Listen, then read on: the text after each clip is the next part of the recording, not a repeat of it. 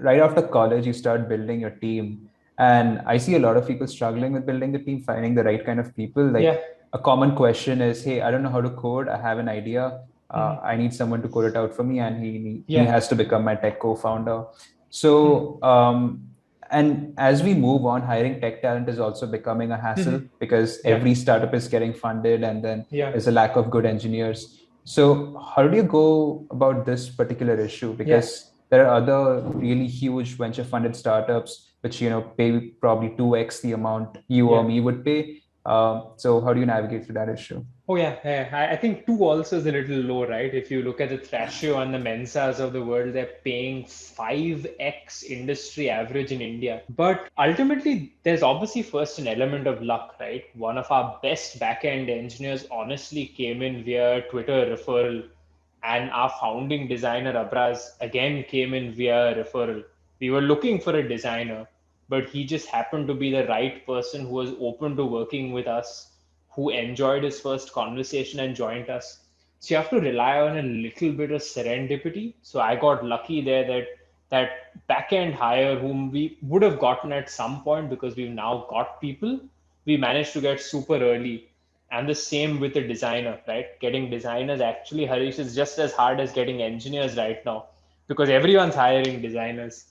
So when you go about structuring the early team, and I think you can see this more in Harish's company with Shreyansh and the rest with Blue Learn rather than us, is anyone who tells you do not try to hire friends or people you know, just take your middle finger and show both of them to those people. They have never run a company, they cannot run a company, they're not qualified to run a company. It is very, very normal for any person starting up, as long as they've raised some amount of venture money, to hire friends, ex co workers, or ex colleagues in whatever form to come join them. Quite simply because your most precious resources in early stage startup is not money, it's actually damn time.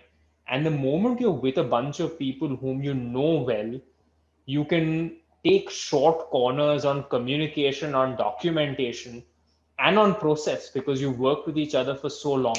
You can turbocharge your company. First couple of months, actually, at our end, we didn't do too much documentation just because we knew how the other person worked. Obviously, went back and fixed those errors. It didn't cost us a lot, but that speed is super important, and don't underestimate that, right? So don't fall for this. Don't do a business with your friends, don't hire anyone whom you know, like all bullshit, right? You go there and look at even Razorpay's founding team, half of those people were in college with Harshil and Shashank. And it's the same at many other very fast growing companies. Even Grow has a very large number of ex Flipkart colleagues of the Grow founders. Devil is in the detail. Of course, there are some people who want to tweet like Mark Andreessen, ignore them. They don't know what they're saying. So that's how I'd approach it. And honestly, if you don't have money in the early days to pay someone, don't worry too much because if you are at that stage, you're either not generating revenue or you've not raised your first amount of money, which means you're probably still sitting at the idea stage and not at the product stage. And you can get from the idea to the product stage without writing any code. Like I didn't write any code.